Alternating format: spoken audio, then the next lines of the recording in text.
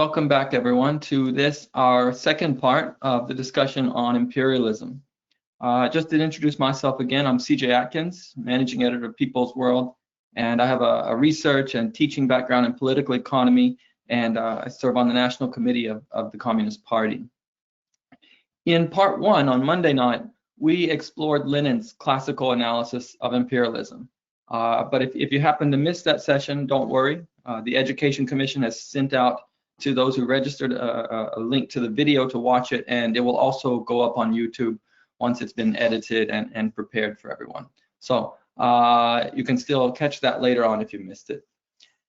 Today we're going to be exploring the dynamics of how those dynamics that Lenin talked about, how they appear in the current phase of imperialism, especially through the Trump movement, the policies of his administration, and the crisis of globalization. The presentation this evening is based on some analysis that appeared in a series of People's World articles that were published in the early weeks and months of this administration. So if you didn't see them the first time around when they were published, that's okay. You can still check them out if you want, a chance to reinforce or flesh out some of the themes that we talk about tonight. When I get to the end of the prepared material, I will provide on the screen, I'll give you a slide that has the names and the dates of those articles that the presentation is based on. So we'll have that at the end.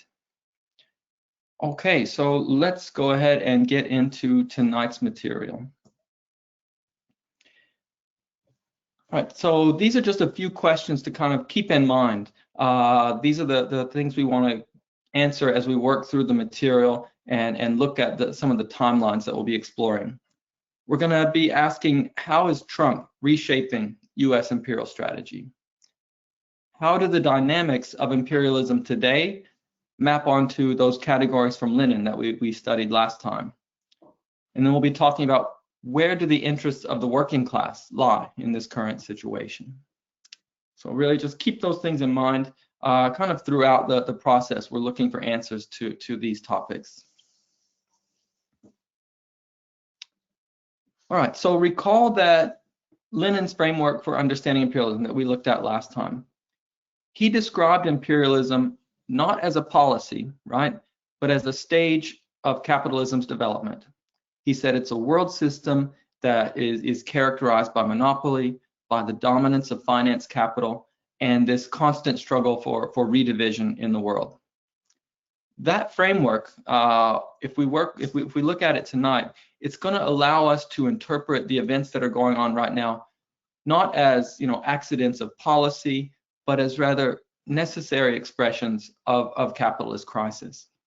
We talked last time about how when productive forces outgrew national markets, that's when capitalists started looking for profits abroad, right? Driving colonialism, war, and division of the world.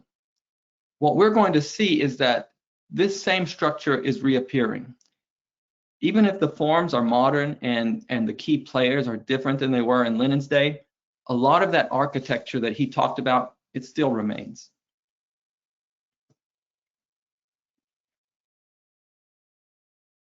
Okay, we need to begin our analysis of the current period of US imperialism by understanding where it kind of falls in the timeline of capitalism's recent development. And by doing that, what I hope you'll come to see is that the trade wars, the tariff offensives of the Donald Trump presidency, these are not simply the erratic swings of this one person. They're not just the madness of this man in the White House, which if you just watch a lot of the mainstream corporate media, that's kind of the image you get, that, oh, there's no method to his madness. It's all just, how does Trump feel today? He'll switch tomorrow. And yeah, we do see, a lot of flip-flopping from one week to the next. But we're going to try to go beyond that surface level appearance of things and try to look at what's really going on. So those things that we witness in the media, this constant changing of Trump, what I want you to see is that those are just surface expressions, okay? Those are surface expressions of a struggle that's going on within the ruling class about what model of capitalism is going to prevail in the coming era. So what we need to understand, if we look at this timeline that's on the slide, is that the era of US-led neoliberal globalization, which, what was that? What is that era? It was marked by the opening of global supply chains for capitalist industry, marked by the dominance of free trade, free market ideology, the free reign of finance capital, extensive deregulation of the economy. That system, which we've been living under for quite a long time now, it's also been very unstable. It's been a system in crisis. And I really want to emphasize the scale of the shift that we're living through right now. Because for the past almost 80 years, US capitalism has really stood as the enforcer of the global free trade system. And that was an order that was cemented into place through thousands of treaties and trade agreements, things like NAFTA, or through institutions like the World Bank, International Monetary Fund, European Union, World Trade Organization, all of these things that we've been, sort of living and assuming were just always there as part of capitalism, but they weren't. They were relatively recent creations, and they were part of this US-led order after World War II. Now, the ideology of that system, the whole mantra of free trade, it's always been that free trade promotes competition, and through that competition, the productive forces of the economy advance. Any nations, companies, or workers who aren't sufficient, they can't prove themselves, well, they get shaken out, right? And those who can compete will rise to the top. It's that old invisible hand of Adam Smith that Karl Marx used to criticize. But once the capitalist system as a whole, once it runs up against the walls and it goes into crisis, which we're always talking about crisis, well, when that happens, a lot of these supposedly sacred principles like free trade, well, they go out the window, right? At least they do for the capitalists who happen to be the ones losing out in the competition. Now, it's in those kind of moments when protectionism rushes back to the fore, back to the surface, and it becomes the alternative in the form of a politician like a Donald Trump. So the whole thing happening here is that if our capitalists cannot compete, or if they're not winning in the global competition, then we have to shield them, right? We have to protect them. And that's what I want you to see. The current trade wars that are being launched by Trump and the MAGA faction right now, it's an example of that. It is a case of trying to shield US monopoly when it's feeling the pressure on the world market.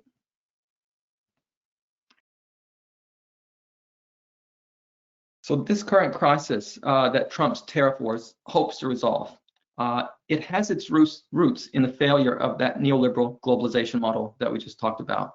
And even that model itself, that was a now outdated solution to a previous crisis. Okay, so what does that mean? What is this long-term crisis that I keep referring to? What does that even mean? Okay, so this is a chart of the rate of profit in the non-financial sector of the US economy. Runs from just after World War II up to the mid-70s. Now, by the mid-70s, it was becoming pretty obvious that the rate of profit in the advanced capitalist economies, especially in the US, was dropping. And that's exactly what Marx demonstrated would happen when he wrote Capital, 100 years before. This drop in the rate of profit, or the drop in the amount of return that capitalists are getting back, was the result of a few factors. One was an overinvestment in automation. To use Marxist terms, that meant more money was going into fixed capital over variable capital, more money into machines instead of wages for workers, those kind of things. Second, there had been a militant labor fight back in the post-war years that did manage to push up wages, push up benefits, and that started to eat into profit rates. Third, there were the assertions of economic sovereignty by the newly independent nations in the decolonizing world. And that meant that overseas investments were also taking a hit in terms of return. So as you can see in that chart, from The post-war years, you had quite an uptick in the early 50s, then a bit of a settling, but around 1960, US profit rates really exploded up to 9%, and then there's a steady trickle, a decline. And that's whenever you start to see a change in the policies and strategy that capital is pursuing in the country. So what did the capitalist class do in response to that falling rate of profit? Well, part of the solution, like we said, was deregulation. There was an all-out assault on unions, try to break labor's back so that they're not eating into profits. But another part was a process called financialization. Now, what does that mean? Well, over time, more and more capital investment, more money, was gradually moved out of the real economy. And by real economy, we mean those industries where people actually make and sell material goods and services. So investment was gradually moved out of that real economy into what's been called the paper economy. And by that, we're talking about the financial sector. Over a period of several years, starting at the end of the 70s, but especially accelerating in the 1980s through the 90s up to the 2000s, what we saw was that Wall Street created all sorts of new investment vehicles. You know, things like derivatives, credit default swaps, collateralized debt obligations, mortgage-backed securities. All of these really complicated financial instruments, right? Which in many ways, if you put the complex sounding names aside, what they boil down to are basically IOUs, little slips of paper, IOUs, that have been chopped up and sold and resold. The capitalist class also managed to pull the working class into this process at that time. Instead of the steadily rising wages and benefits that had kind of been the norm in those first couple of decades after World War II, instead, by the 1980s, the working class is being pressured to rely more and more on debt to maintain their living standards. And that came in the form of things like higher mortgage rates, higher mortgage interest rates, an explosion of credit card debt, longer term debt payments on things like student loans. Retirement pensions become replaced with 401k stock market investments and more. So, you know, when wages are flat, the only alternatives for the working class are either your living standards will drop or you'll have a rise in debt to try to keep up. And we saw both of those things happen for various sections of the working class in the 1990s and the 2000s. But finance capital, meanwhile, was really raking in the cash from all of these different instruments. These new investment paper creations, the derivatives, the mortgage-backed securities, all of those things, they're essentially promises to pay. Like I said, an IOU. They're a promise to pay out a share of revenues and profits. But remember what we talked about, how money's moving out of the real economy, right? When there's less and less capital being put into making real goods and services, that means less and less surplus value is being created. To use that Marxist term, surplus value, you remember, labor power of workers is the source of surplus value. So if there's less surplus value being created, there's also less profit being created. So a lot of these paper instruments, those chopped up and sold Wall Street IOUs, they become very detached from the real economy, from the actual real economy. And the prices on these things, the supposed values, start to just kind of soar into the stratosphere beyond any actual value that they're supposedly supposed to be a share of, right? So if you remember how Lenin talked about the dominance of finance capital in the economy, well, this process that we've just described, that was the dominance of finance capital carried to the extreme.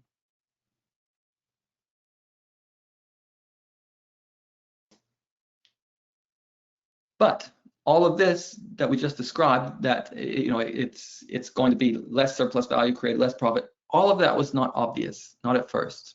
From a capitalist perspective, this trend toward financialization seemed to work, at least for a time. profit rates did start to increase once more, especially for finance, less so for industry, for the real economy. And this chart here, it shows two things: the rate of profit in the U.S. economy broken down by the non-financial sector, so real industries, as we've been calling them, and the financial sector, the paper economy. So you can kind of follow the trend line, the red trend line, which is that's the non-financial sector. And you can see that, yeah, in the 1980s, during the Reagan years when they attacked unions and deregulated a lot of things, and you start to have this paper shift to the paper economy, profit rates do increase, right? They trend upward, and then it's kind of rocky, but overall pretty flat. If you look at the blue line, which is finance, you see they had a very big increase in profits, right, during that time, soaring up to as 20% profit rate even by the early 2000s. This huge increase of profit rates in finance became a very attractive incentive to a lot of companies. General Motors, right? What is General Motors known for? One of the biggest manufacturers in the world, right? Turning out cars in Detroit and factories all across North America and other places around the world. So you would think, okay, General Motors is one of those companies in the real economy, right? People are making and selling actual material goods. But General Motors was very attracted by this profitable possibility in finance, and so they start going into finance, creating their own bank, doing their own auto loans instead of having people go to the banks.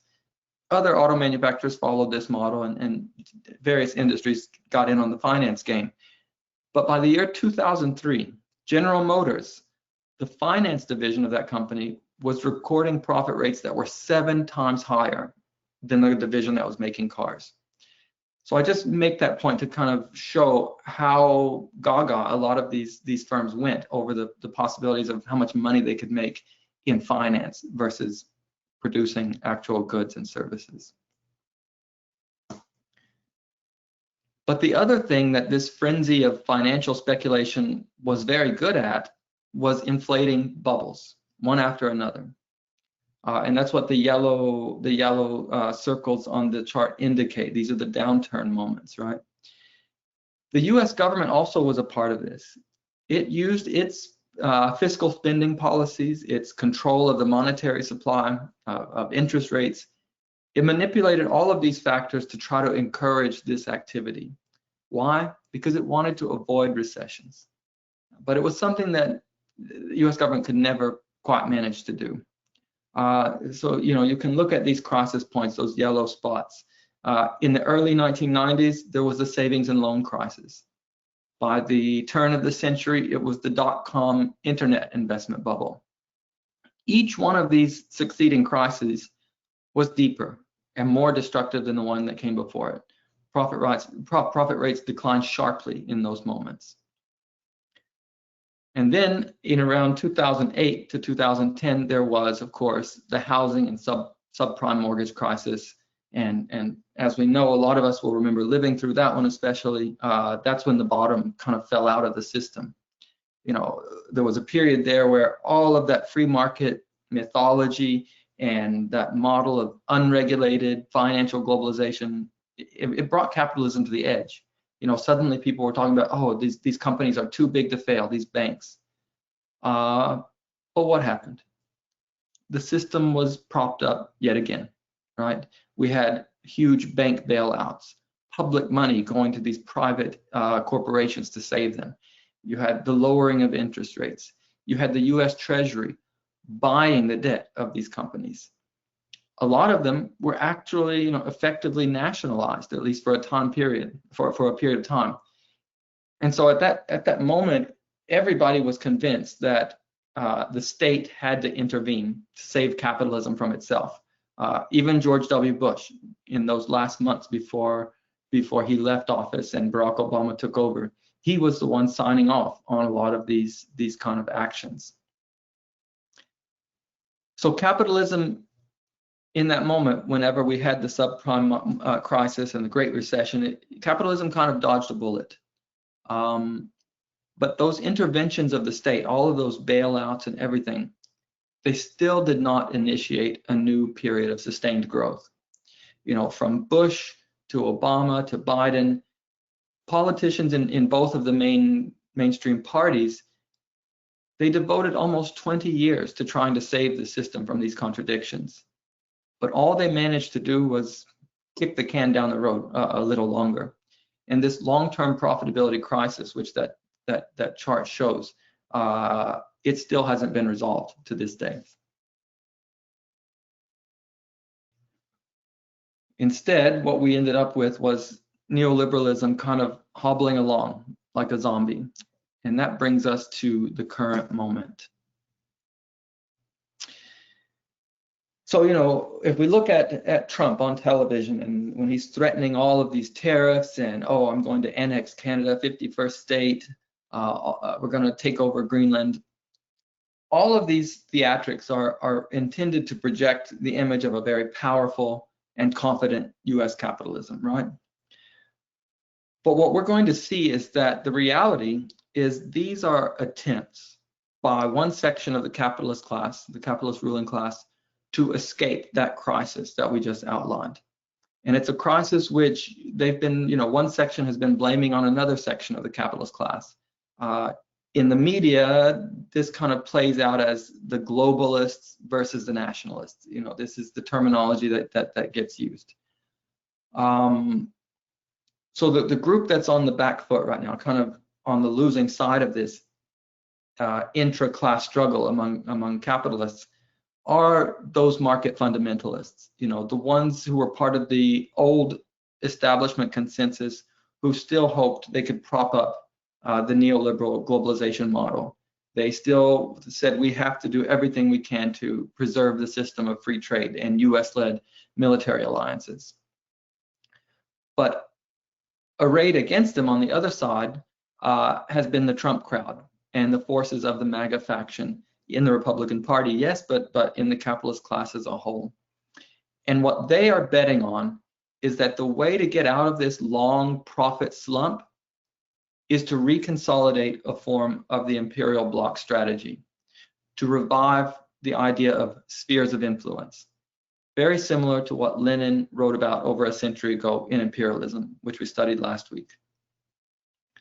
So Trump has spent years courting, trying to get the support of the so-called losers of globalization,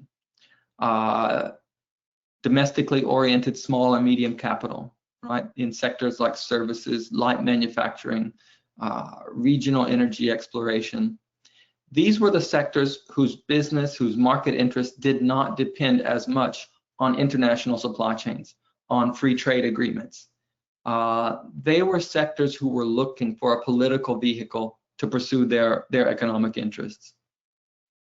Now, added on to that section of the bourgeoisie, Trump brought his own mass movement of mostly white, working class, middle income, small business Americans, many of whom also saw little benefit from globalization and free trade. So you have a divided capitalist class and the Trump movement pulling off a section of the working class and middle income strata, right? That's sort of the coalition that he's managed to put together, or that's come together behind his figure. Now, what about those globally oriented capital sectors? The ones that have for a long time benefited from and supported unrestricted trade, open financial markets.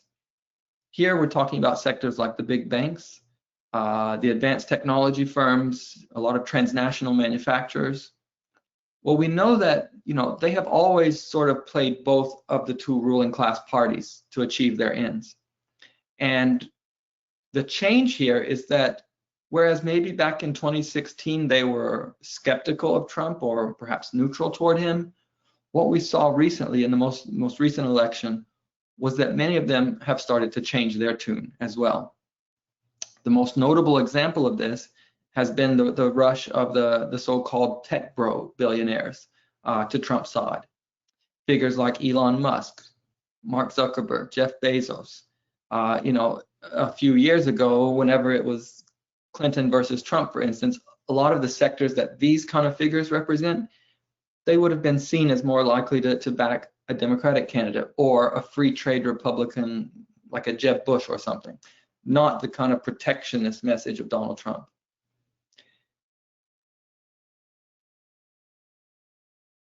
So why did these supposedly globally oriented capitalists switch sides? Why did they start backing the most protectionist presidential candidate that we've seen in a century?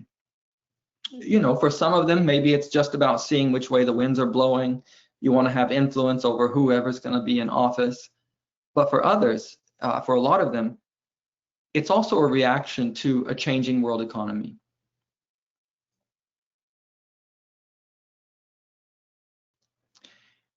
These next couple of maps show what change I'm talking about here. And it's going to demonstrate why everyone in the capitalist class and in the capitalist state are all consumed right now with China. Whether they're Democrat or Republican, Biden or Trump, manufacturing capital, high-tech capital, banks, whoever. So this first map, this is the year 2000. This is just after the destruction of the Soviet Union and the socialist bloc in Eastern Europe. This is a time when China's economic reform program is still very early stages. At that moment, the US was the top trading partner of the vast majority of the world's nations. US corporate power spanned the globe with no serious challengers.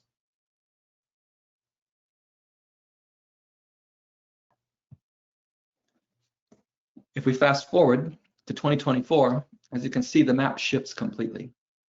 From Asia to Africa to a big chunk of Europe and almost all of South America, China has knocked the US out of the top spot when it comes to trade ties. Only in North America, Central America, and Western Europe does US capitalism still occupy the #1 rank. But even this map is now out of date. I just saw yesterday morning that Germany, as of 2025, China has become Germany's top trading partner once again, not the US. So even in Central Europe there's a change. So this map, this direction of change and the speed at which it is happening, that's what has the US capitalist class scared right now. It's China. For all the obsession, you know, with Russia in the media, it's not Russian companies that are eating their lunch in world markets, right? It's Chinese companies.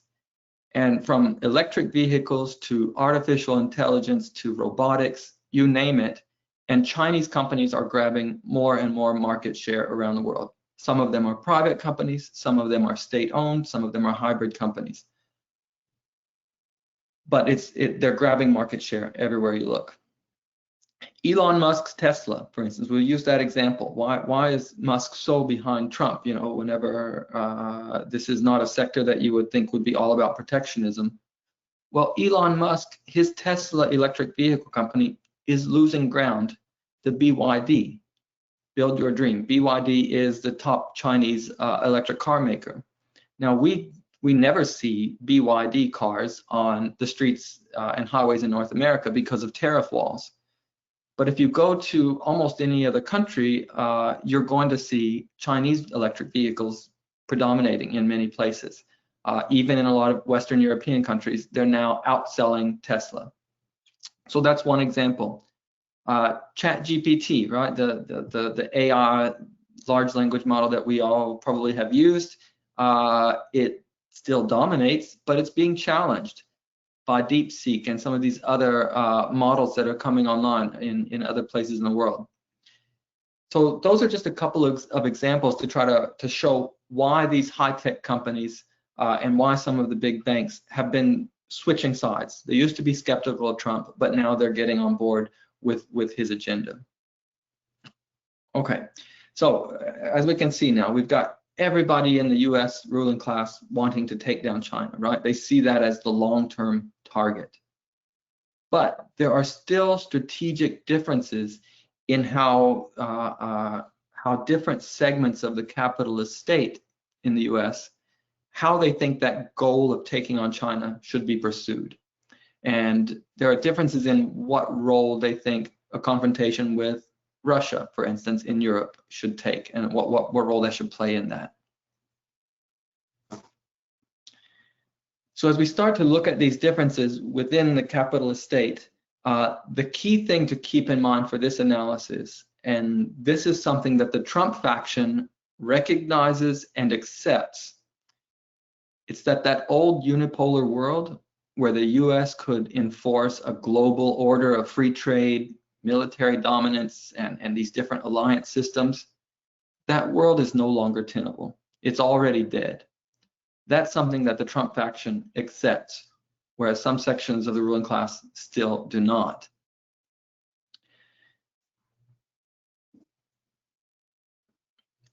So how to deal with this?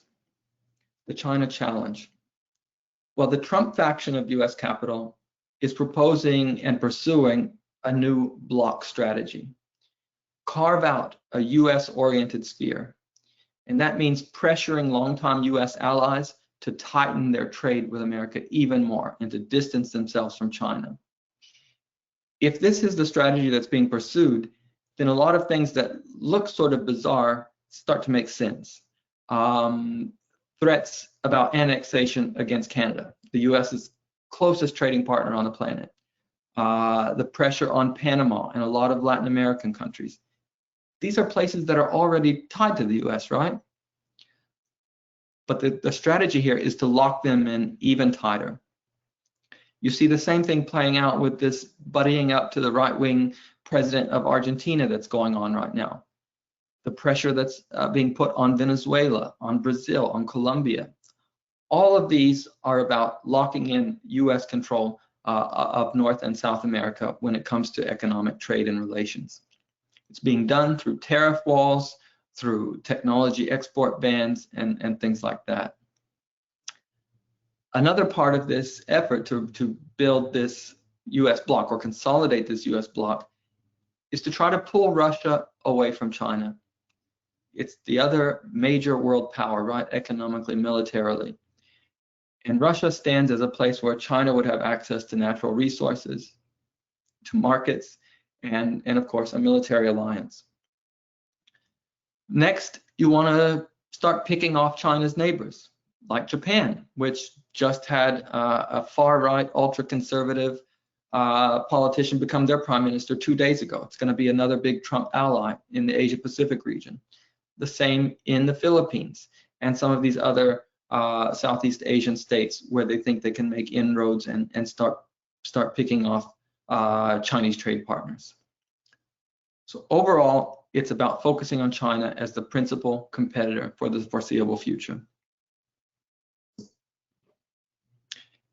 And that's why we see Trump foreign policy shaping up in the form of seeking what could be called a cold peace toward Russia, which means accepting a Russian sphere of influence that includes Eastern Ukraine, possibly the former Soviet republics in Central Asia, Belarus, and at the same time pursuing a Cold War against China, which is taking the form of the trade wars, the technology bans, military encirclement with bases all around China.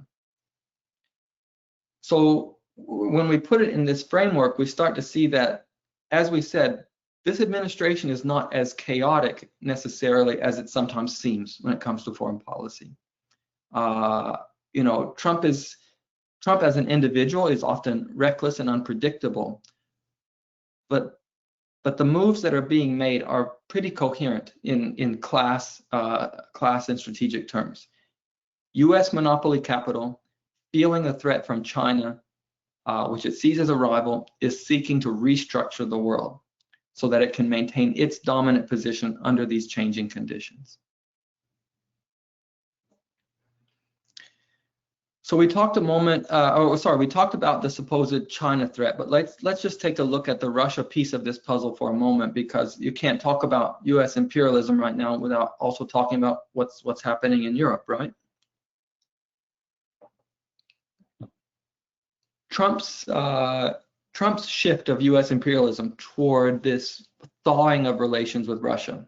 I think one way we can understand it is that we're seeing what some experts are starting to call a reverse Kissinger strategy. It's kind of a Trump goes to Russia version of Nixon goes to China. Now, some folks who are tuning in tonight, you might remember that if you lived through it. Others, maybe you've read about it. But in the late 1960s and early 70s, President Richard Nixon's Secretary of State, Henry Kissinger, he was watching the divisions between the Soviet Union and China, the world's two biggest socialist powers. He was watching those divisions very closely because there had been some ideological disagreements. There were border disputes. Other issues had raised the tensions between those two allies. So if the USSR and China had ever been able to patch up their differences, Kissinger and Nixon saw that they would pose a real threat to US capitalism's dominance over the global economy and over the military balance of power, especially in the developing world. They would be an even stronger bulwark against US power. So keeping that from happening, keeping those two allies from making up, that became the major foreign policy goal of the Nixon administration. And it was an even bigger deal. In retrospect, we can now see it was an even bigger deal to them than the war in Vietnam. So, seeking to hammer a wedge between those two socialist countries, what the US government did was open secret talks with China.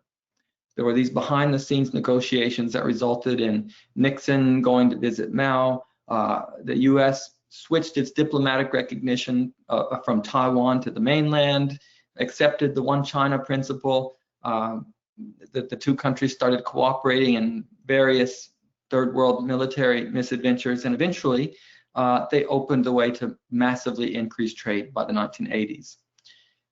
Now, from the perspective of US imperialism, that strategy of befriending China to isolate the USSR, it was a huge success.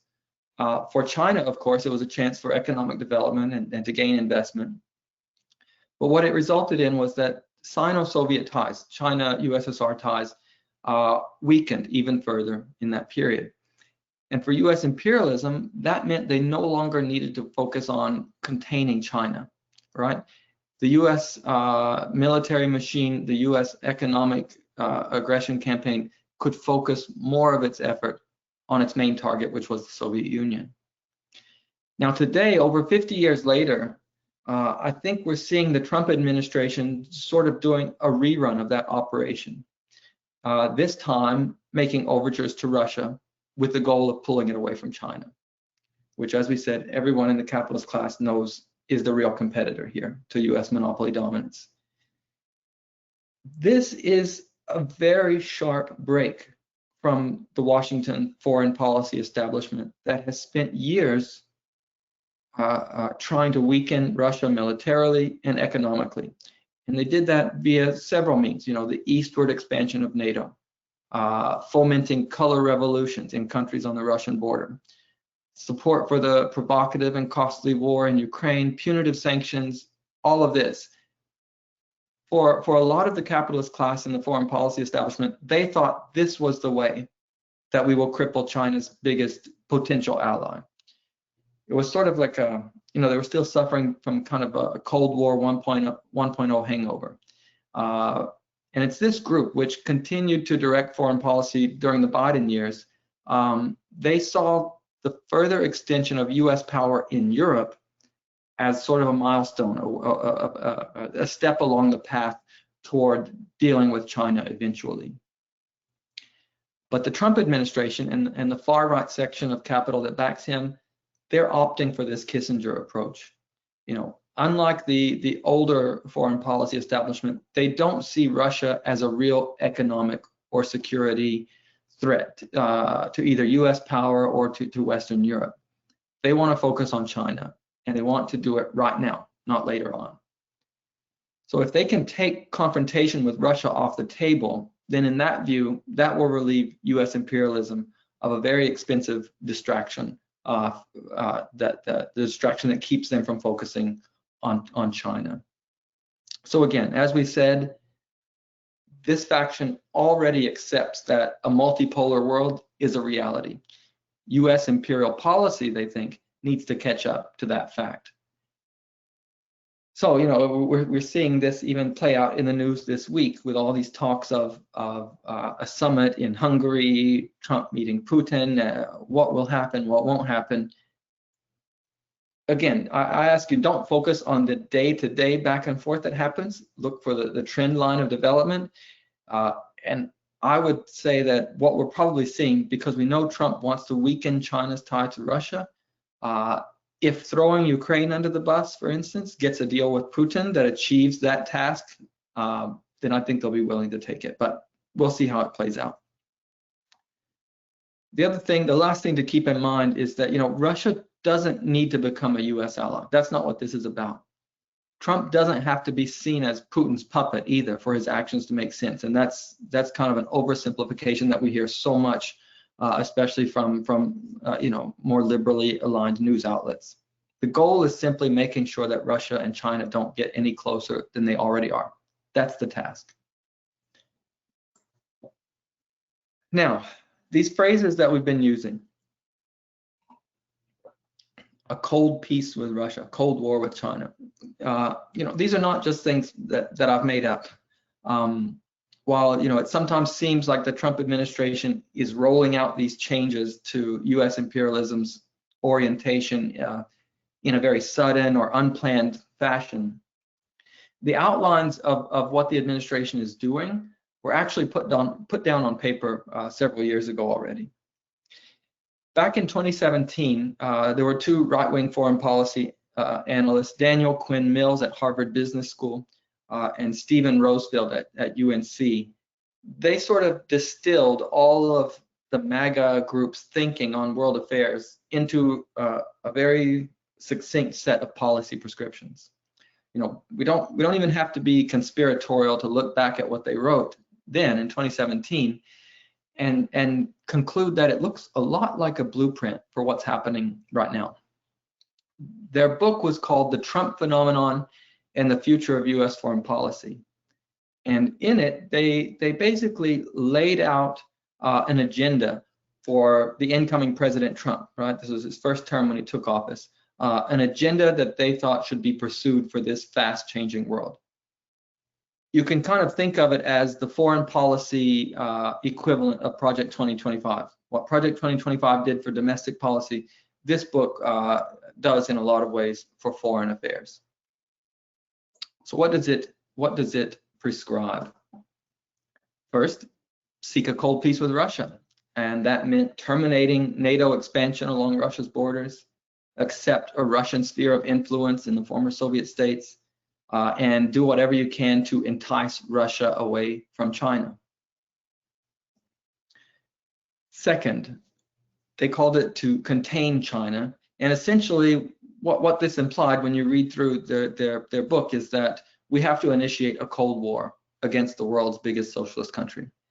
This was a necessity, they said, if you're going to restrain this rival and preserve US access and control over East Asia, Southeast, Central Asia. And so from the point of view of US capital, that meant pursuing efforts to wall off that competitor, right? To try to isolate it from other countries. Third, accept a restructuring of borders in the Middle East. They said that might mean partitioning Syria or Iraq, or as Trump has been vowing recently, erasing Gaza from the map.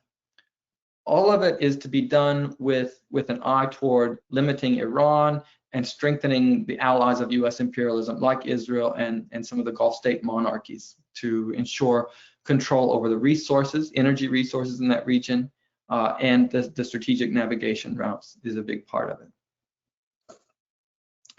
4, let the European Union degenerate or disappear under the weight of its own debt and immigration crises. Germany, for instance, receives particular harsh treatment from these two writers, Mills and Rosefield, because they blamed it for advocating these provocative NATO expansions while not paying for much of the costs associated with them. So, with this in mind, a lot of those attacks that J.D. Vance or even Trump, have been making against some of the EU leaders and their support for these so-called Eurosceptic neo-fascists, it makes sense. There's an ideological affinity, of course, of racism and nationalism, xenophobia, but it also is part of their acceptance that the old unipolar world is dead and Europe might not be worth the investment. So leave it to find its own way. 5, overhaul all trade policies to protect and maintain US corporate power, even if it means sacrificing free trade. So, if you look at some of the criticisms that these ideologues around Trump, or even Trump himself, have made, they criticize that old imperial order. They criticize NATO. They criticize past US foreign policy, criticize the free trade system, criticize the globalizing Wall Street financiers. I mean, there's a lot of that would leave even Marxists kind of nodding in agreement, because neoliberal globalization and that unipolar imperial system that was dominated by US capitalism, it brought unprecedented inequality to the nations of the world. It destroyed high-paying jobs in our country and other advanced economies, provoked an endless parade of wars, and it caused millions of deaths. You could almost be tempted to say, well, good riddance, be done with it. Do you want to applaud Trump? But we have to keep in mind, no matter what criticisms they might make of that old system, what does the US president, and more importantly, what does the faction of the ruling class which backs him, what do they hope to replace that other system with? Well, they want a new Cold War against China. They want to carve up the world into blocks on behalf of the big corporations. They want more destruction in the Middle East. They want to ditch democracy here at home, along with everything that includes: labor laws, women's rights, racial equality, you name it. There should be no illusions that the new order which Trump hopes to construct in place of what he's tearing down, it's going to be for the capitalists. It's not for us. We have to remember that the Trump MAGA movement has been a political vehicle for a particular faction of the capitalist class, but it's increasingly rallying the whole capitalist class to its side. It's using these tariffs and trade wars to discipline other capital, to build and consolidate a US sphere of influence, and to push back against rivals, China above all. And it's not only their competitor in the world capitalist economy. To make it worse from their perspective, it's a socialist-oriented country governed by a communist party. So these trade wars, they're not about helping American workers, as Trump and those around him try to claim. Instead, they're about reshaping the terms of capitalist competition in favor of US capital, about building monopoly advantage rather than open competition. As for the working class, well, around the globe, it's being put in the crosshairs, right? Just like in World War I, when Lenin wrote his book. The question is, will the working class align with their own capitalists, or will they seek unity with workers and oppressed peoples elsewhere? How the working class answers that question could really determine how things go in the future.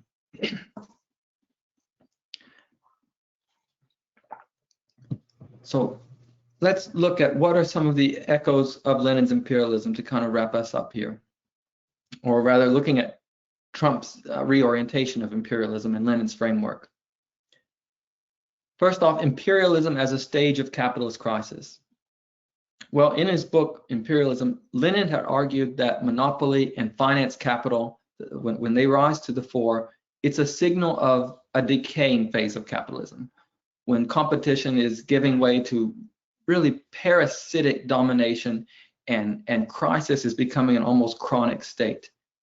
Well, today, we just talked about that long-term crisis of profitability, about neoliberal globalization's inability to get out of that crisis.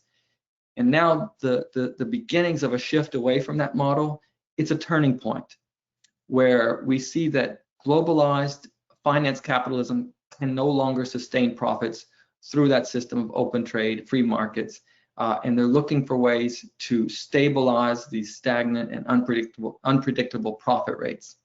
So in both cases, Lenin and today, we're seeing that imperialism and changes in how imperial strategy is pursued, these are reactions to limits in the capitalist system itself. Factions within monopoly capital. Lenin described the contradictions within the bourgeoisie, rival monopolies competing for state power and global advantage. And today, as we said, for the last several years, sections of the US capitalist class and their political representatives have been divided. One side is defending that older model of globalization, free trade, etc. And then you have the other side, which is looking for protection because they're losing out in the global competition. So this whole America First, policy and talk, it really represents a faction of monopoly capital seeking state protection against others and against foreign competition. And the side that has aligned with Trump is winning out. And as we said, that common thread of China is pretty quickly pulling the whole capitalist class into line behind them. State monopoly capitalism and trade wars. Lenin described the merger of the capitalist state with monopolies as state monopoly capitalism. That's a category we didn't really explore in depth too much last time, but it's the idea of government serving the needs of dominant capitalist monopolies directly, almost this merger of capitalism and state power. Today, the Trump government is really state monopoly capitalism on steroids. The state has been captured directly by particular sectors. High tech, which has shifted sharply to the right. Cryptocurrency and speculative capital, fossil fuels, segments of finance and banking, parts of the pharma industry, and of course small capital, which was some of Trump's original base, mid-level manufacturing, independent businesses. The capitalist class alignments, they're being restructured right before our eyes right now. And Trump's trade war is an example of the imperialist state enforcing monopoly power globally through economic coercion. Redivision of the world. Lenin said, imperialism is constantly redividing the world among the great powers as their relative strengths change. Peaceful periods are often just truces or interludes between more rivalry. US policy right now is seeking a cold peace with Russia and a cold war with China, redrawing global alliances and trade blocs. Now here I want to make just one quick important point to keep in mind. An important difference is that the US-China relationship is not a neat 21st century reenactment of the old inter-imperialist rivalry, but it is an economic and technological competition. And the US is treating that competition as essentially a rivalry with another capitalist power, even though we know that Chinese trade relationships with other nations are much more complex than your typical core periphery ties that we talked about last time. Finally, workers' unity as the alternative. Lenin said, workers in the imperialist countries must unite with oppressed peoples internally and abroad to overthrow this imperialist system. Today, we see that whether it's the free trade capitalists or the economic nationalist capitalists, they're both out to defend profits, not workers. We have no allies among them. Maybe there will be temporary alliances in certain elections with this or that section of capital. That's sort of the the norm of figuring out the strategy and tactics of each individual struggle. But real progress truly demands working class solidarity and unity. So what we've constructed now is a class political interpretation of the emerging US imperial strategy under Trump. It's a picture that's less about chaotic nationalism and more about a coherent attempt by the capitalist class to restore monopoly advantage, to rebuild a US-centered bloc and take on China as its challenger. And this corresponds very closely to Lenin's analysis in its essential features. Whereas Lenin was writing in the early 20th century about things like colonial partition and the scramble for Africa, we are seeing 21st century versions. Things like tariff walls, reshaping trade agreements to pull countries tighter to the US, technology bans, geopolitical military maneuvers, struggle between and within classes. what I hope you see from the presentation is that the underlying logic, the content of imperialism remains, even though the forms might look different today than they did in the past. So that concludes the material for the presentation. As I said, these are the articles that this content is roughly based on. So if you want to read in more depth, you can take down these titles and dates and go look those up for reading. So thank you for the time so far, and I'll turn it to the moderator, Dee. Okay, thank you. We'll open the floor for questions and comments. Okay, Cindy, your mic is open on our end. Hi, thank you very much. And CJ, thank you for both these nights. And a lot of it's been a revelation for me. I just keep thinking, what about Africa? I just feel like that's this X factor that people don't talk about, and talk about a developing area in so many incredible ways.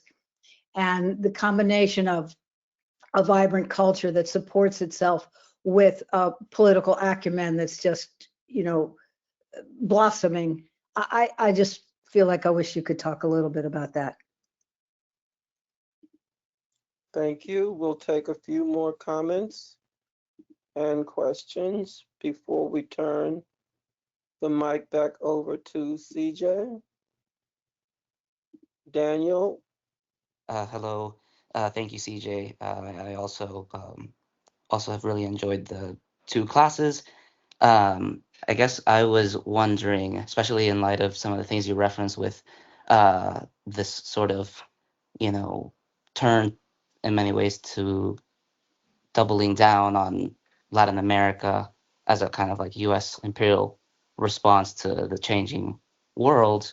One thing that's like been on my mind is this whole idea of like the narco terrorists and the drug dealer presidents, and I'm just curious if you could speak a little bit about how Lenin's conceptualizations of imperialism help us make sense of these kinds of, I guess, maybe like illicit trades, and just in general, the U.S. War on drugs as a kind of as a feature of what we're seeing today as well.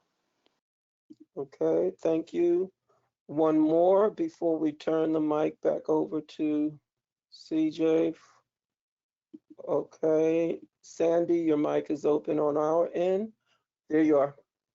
Yeah, thanks, Dee. Thank you very much, CJ. A very clarifying presentation.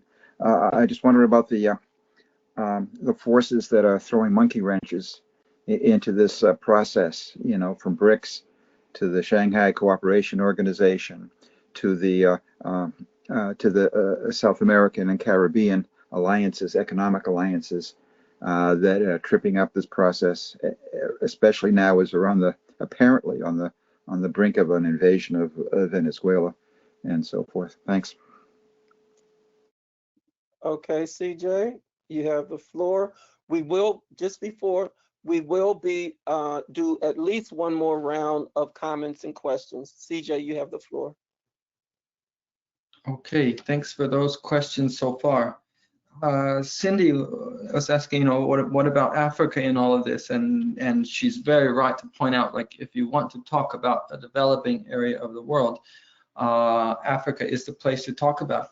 And I think Africa and its place in U.S. imperial strategy and, you know, U.S.-China relations, I think it could be a whole class or even series of classes, and it deserves a lot of attention. I would even kind of predict that, you know, in maybe not in the immediate term, but in the sort of intermediate term, short term after that, I think Africa will become a major focus of U.S. imperialism at a certain point, actually. You know, at the current time, because it was sort of neglected in some ways, a lot of countries were neglected by U.S. capital for so long. Chinese trade was able to, we don't want to use the word infiltrate, but trade with China was able to really become so prominent among so many African countries' economies in the 2000s to 2010s. And why was that? That was because a lot of the peoples in these countries lived through what that neoliberal globalization model, what it meant for them was debt enslavement almost, right? It meant so many strings attached to foreign aid programs. It meant interference in their internal politics. Whereas trade with China is not characterized by those same kind of factors in many respects. Are there tensions? Are there problems, especially when it's private Chinese capital involved? Absolutely. But trade with China hasn't involved the same level of strings attached kind of trade agreements. It hasn't involved that kind of long-term unbearable indebtedness. But in the economy that's emerging right now, and by that I'm talking about the high-tech economy, the economy of computer chips and AI, Africa, like China, Africa has, in several countries, quite a large supply of the resources that these corporations are going to need to make their electric vehicle batteries, to make the chips that are going to power their AI models. And so I think we're going to see probably increased pressure on a lot of the African countries by US imperialism to cut their ties with China, to come back into or be pulled into the circuits of US capital and US dominance. And that will probably take many different forms depending on the country. You know, it could be economic pressure. It could be outright political interference in their affairs. It could be the funding of military conflicts between countries or societies. So, you know, I think Africa is definitely a place that is going to play a very prominent role in this story in the intermediate term, and could really have its whole class on it, because there's a lot there. And yeah, the China part of the story is going to play a big part of it in the eyes of US imperialism. That's probably not enough said about that, but that's the response I'll give for the moment to that question. Daniel, in light of the turn toward doubling down on Latin America, you're asking about the whole narco-terrorist narrative, drug dealer presidents, et cetera, and how do the concepts of studying imperialism make sense of all that? Well, you know, sometimes capitalism does something new, imperialism does something new, and at other times it sort of recycles old strategies under new conditions. And this narrative about leaders that are inconvenient for US imperialism as being, you know, supporters of the narco traffickers, or being a drug cartel president in the case of Venezuela. I mean, this is a storyline that they've used before, right? We saw it in the late 80s to justify the war on drugs in several countries. We saw it to justify the US invasion of Panama, for instance. You know, and sometimes there's truth to some of the stories as far as who's involved in what illicit trade, but it's almost always the case that those are never the real motivations for what US imperialism is up to, right? It's always, that's sort of always the convenient narrative for public consumption. And we're seeing that right now with Venezuela, with this bombing of boats, with the gathering of US military forces around Venezuela, with all of the rumors going on about regime change. You know, if we go back to that map that we looked at, where the whole South America is mostly red, you know, that's a signal that yes, there are trade ties with China, but it's also a sign of more independence from US dominance, which was the story of that continent for so long, of South America and of Latin America as a whole. And Venezuela, especially ever since, you know, the election of Hugo Chavez and the Bolivarian Revolution, Venezuela has sort of been at the forefront of that move toward independence, especially, you know, once it increased trade with Cuba, and then you had the pink wave. So I think there's been sort of this long-term effort, and Trump is speeding it up, becoming more aggressive about it, this long-term effort that if you can unseat that government in Venezuela, then you're going to really break a lot of that that streak of economic independence that's been in Latin America, and it's motivated some of those alliances like ALBA, and such. So I think, yeah, if we look at how U.S. imperialism has used this sort of narrative and strategy before, we're seeing it play out now in these conditions of trying to break the back of that streak of economic independence by the peoples in those countries. Sandy talked about the forces throwing a monkey wrench into this process, the BRICS, the Shanghai Cooperation Organization, and some of these other alliances. Yeah, I think you hit on it directly with your description of them. They do throw the monkey wrench into this, right? And I think of those organizations, BRICS, of course, is the one with the most institutional ability to stand as an alternative right now. The Shanghai Cooperation Organization is coming into its own, but BRICS is really the biggest sort of alternative to this U.S. dominated model right now, and that's why we see it's not just China that's coming under U.S. pressure, it's also Brazil, attacks on Lula, and the effort to also try to pull India, which is currently headed by a right-wing government, to try to pull them out of those alliances.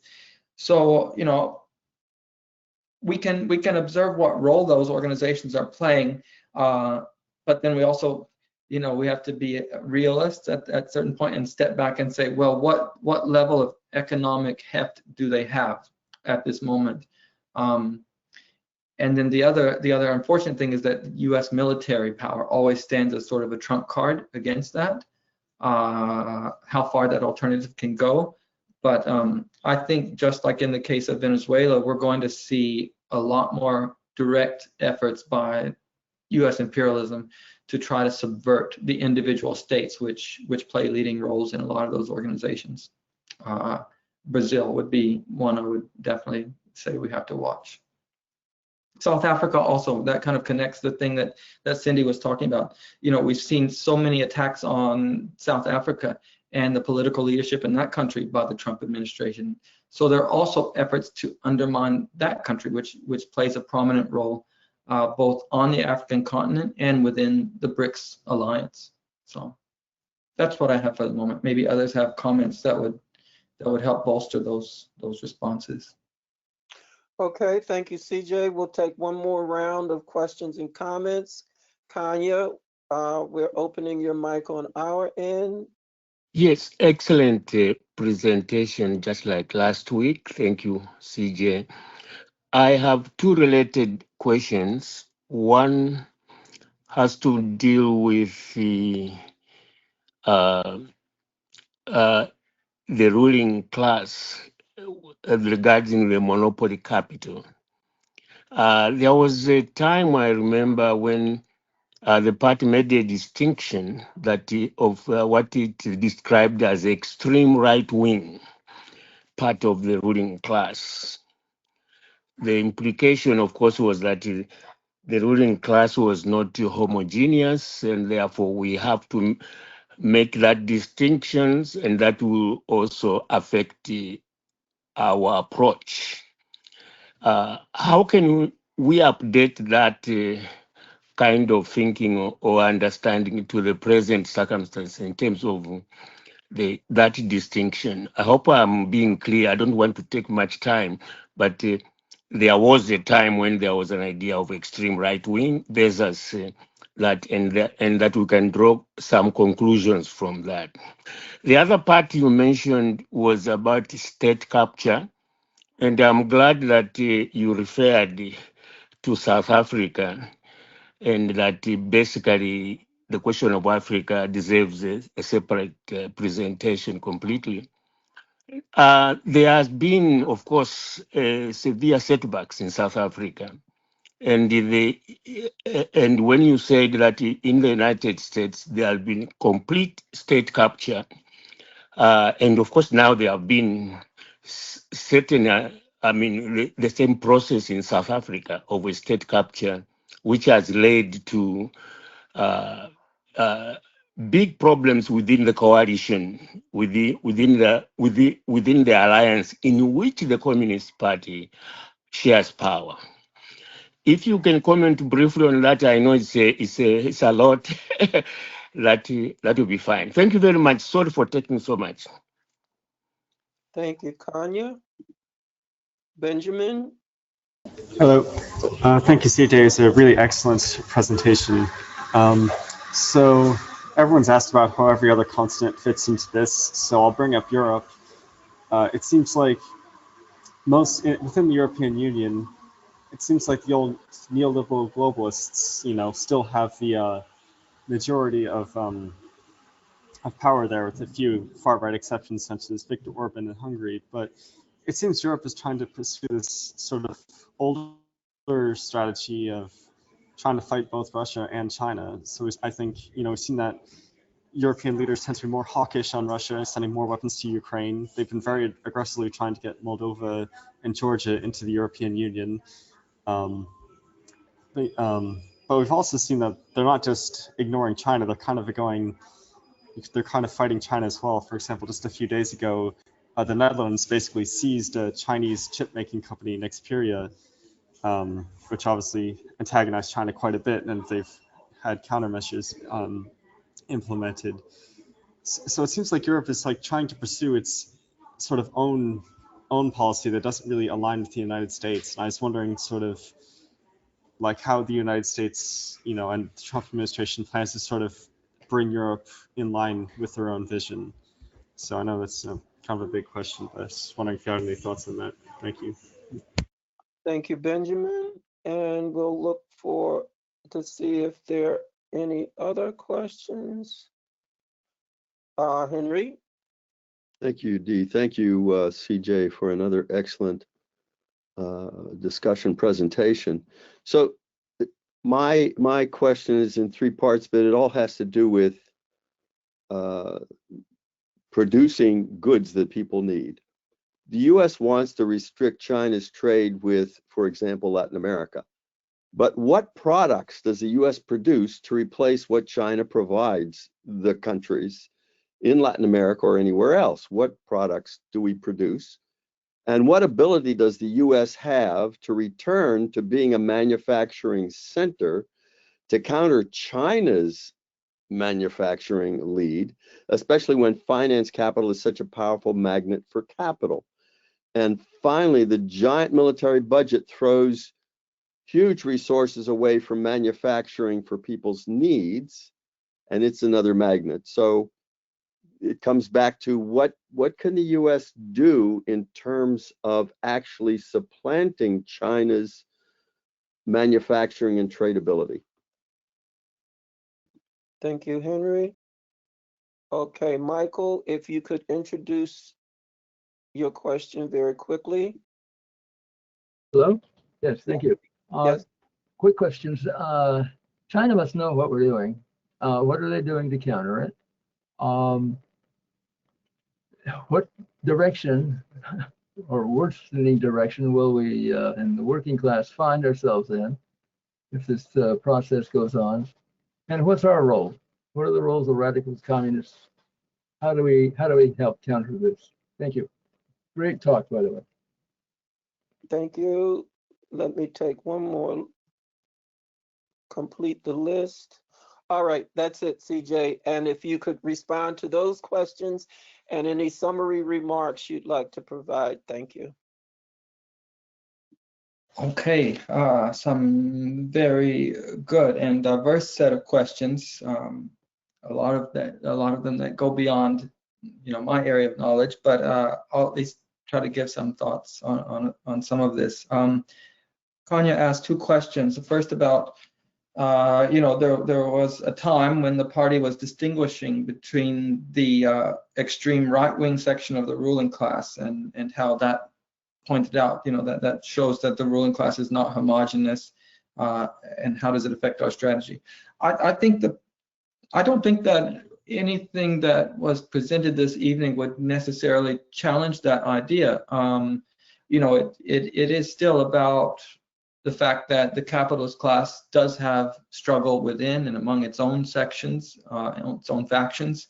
And I think that our conception, I'm speaking, as the CPUSA, but not, I'm not speaking on behalf of the party, but my understanding of that conception is that in each, be it each election, each major point in the class struggle, we have to analyze what is the current balance of class forces, what's the current configuration of the capitalist class and the strengths of its various sections, and what kind of measures or campaigns that they're supporting, or what figures they're backing. So I would say that we definitely haven't lost that viewpoint, that there are certain sections of the capitalist class that, although it's fluid, they are going to be backing one side or the other in any given struggle. The 2024 election was a good example of this. We saw that there were still big sections of that globalizing free trade faction, for instance, who were backing Kamala Harris in the Democratic Party campaign. A lot of big Wall Street financiers were financing that campaign, were funding it. But what we saw in this last period is that there's a big reconfiguration going on within the capitalist class, and so those sort of models which we could put certain sectors or industries into categories, in the 2000s, for instance, I think that's undergoing transition right now, and that's why we have to re-examine where the actual pieces of the capitalist class are falling at this moment. So I would just say the concept is not gone. The second question was on South Africa, talking about how there have been setbacks there. The same process of state capture has gone on, and it's led to big ruptures in the alliance which governs South Africa, the alliance which the South African Communist Party participates.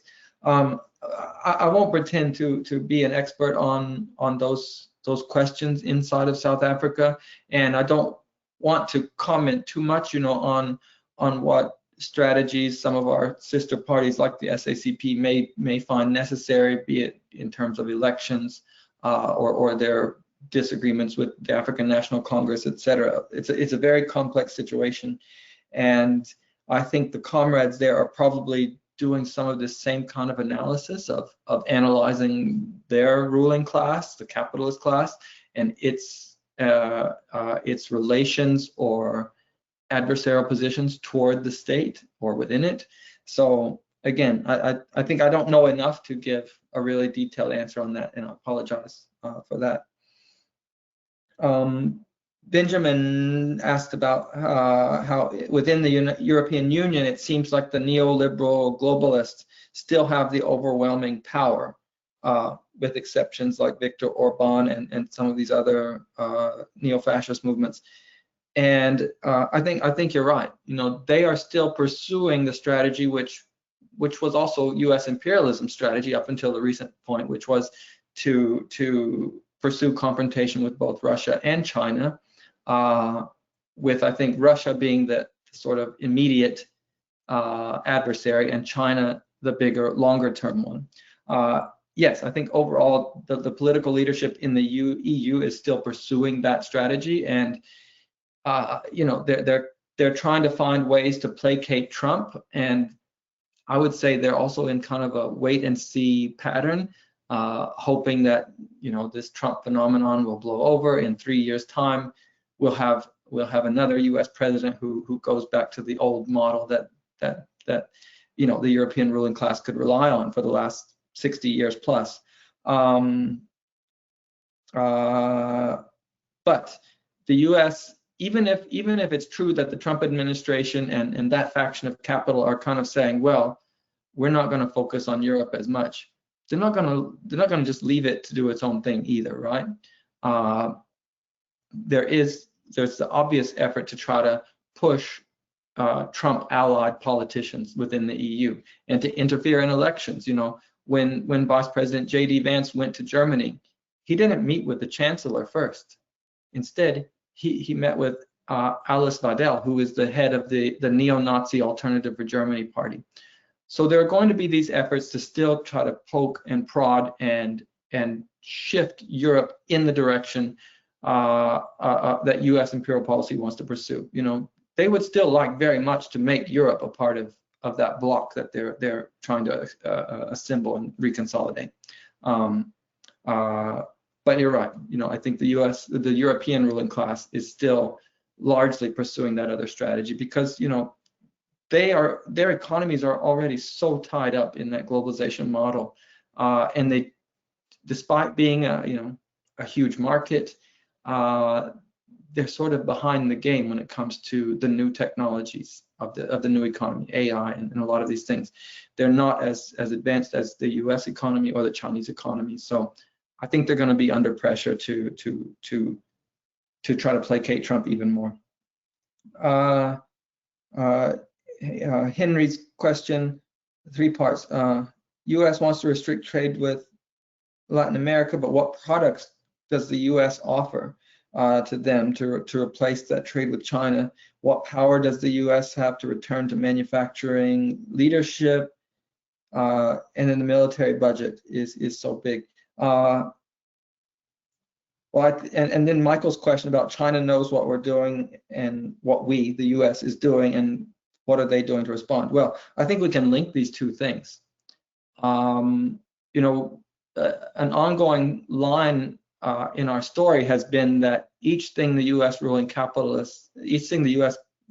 has tried to get over its crisis didn't really pan out in the long term, right? It worked for a while, it restored profitability for a time, and I think that there's a weakness in what Trump is trying to do, and I think that Henry has hit on it for now, is that at least in any kind of short time frame, it's not realistic that the U.S. can replace the type of goods that those countries trade with China. It's sort of like the soft underbelly of this strategy, right? Is that, okay, you're going to try to lock all these countries in, but then what do you have to replace that trade with? And I don't think it's there, at least at this time.